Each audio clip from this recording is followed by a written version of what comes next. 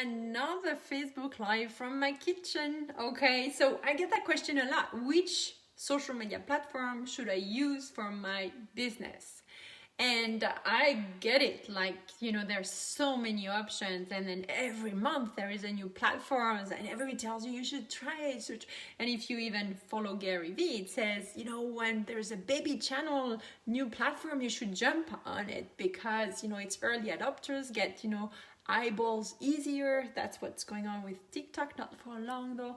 But here's my answer to you. If you're questioning, like, should I be on Facebook? Should I be on Instagram? Should I be on LinkedIn? Should I be on Pinterest? Should I be on YouTube? Should I be on TikTok? Should I be on Telegram? Should I be on WhatsApp? Should I be, do I forget Twitter? And like all those, right? And there's a new one I just saw, forgot the name, and I applied for it.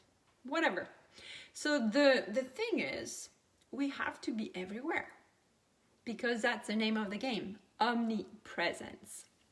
But can you be everywhere when you are the head chief officer marketer of your business, as well as the salesperson, as well as the operator in chief, as well as everything else, right? So usually, I'm going to share with you what I suggest to my students, and you take notes and you do what you want with it, right? But that would be my advice, after almost, over 8 years of working in the field of social media marketing, helping women entrepreneurs, helping artists, helping tourism associations.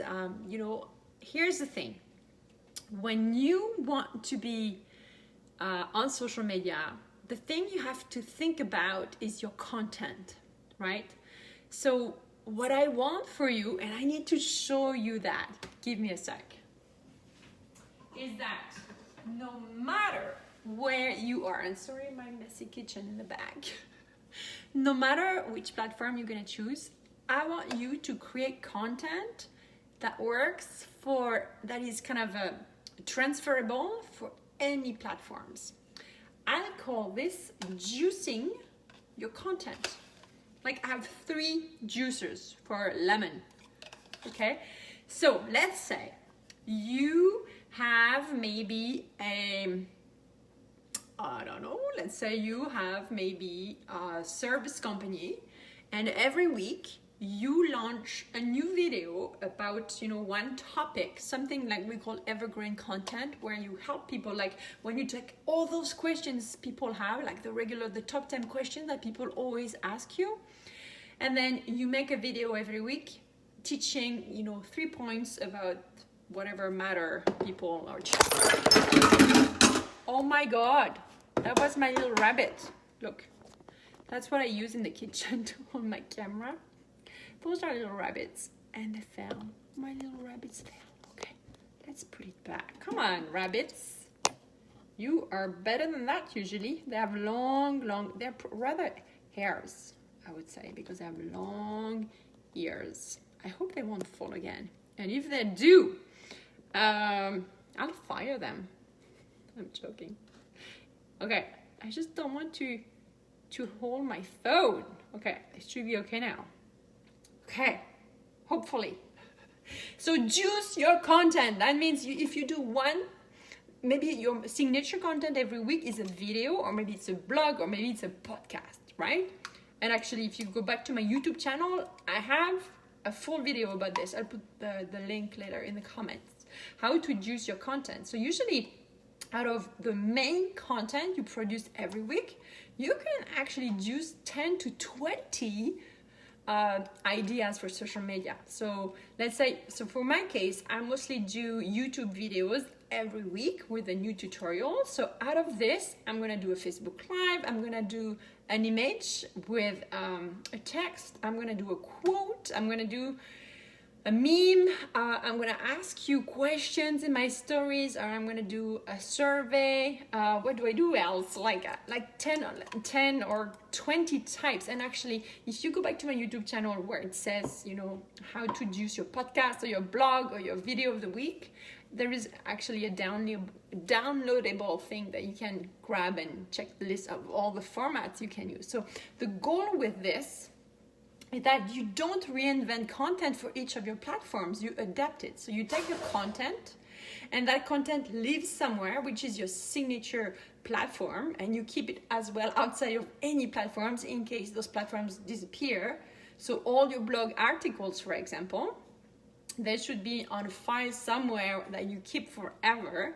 And then what I do is I take my blog and I insert all my quotes, my images, my YouTube videos, my Facebook lives. So it's like a one piece with everything in it, and it brings, SEO and traffic. So people, when they land in my blog, they go to my YouTube channel or they download my freebies and stuff like that. So I am, oh my God, everything is falling apart. I'm really inviting you to take the time to juice your content, right?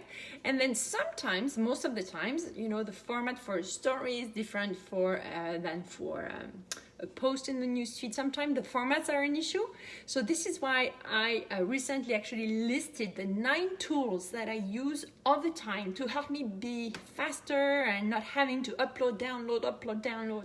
All the tools I use regularly to help me actually juice my content and make it work for multiple platforms at a time. I'm gonna put that link. If you want juice, just tell me in the comments, I want juice and I want your tools. So I'll give you the freebie called 9 tools to speed up your content marketing or something like that. So that's something you can download. And you'll see that there are some free and some paid tools, but even the paid tools, you always have free trial to see if you like it. But some of them are like, all the 9 of them are amazing. Like I've been playing with them for a long time.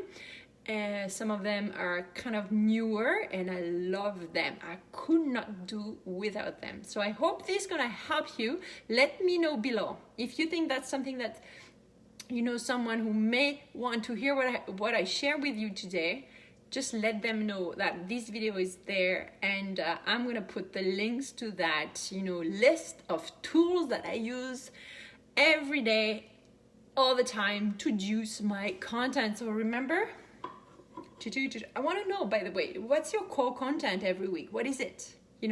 Like social media is the amplifier of our content. So the content is either content that is about helping our audience, or it could be maybe positioning content where you say what you think and your insight and your perspective, like how you are a leader in your industry. And the third type of content could be, for example, campaigns or things that makes you special for that season, or maybe you have whatever. Usually on social media, you're gonna see more of the evergreen content, which is the education and stuff, and the insightful content, which is more like the leader, the expert, the positioning you have in your industry. What do you bring that is unique to you with your methodology? Okay, I hope this helps. Go and juice your content and let me know in the comments if you want my list with my 9 tools. I could have put 100 tools, but I put the 9 most important tools that I use all the time. Ciao, ciao.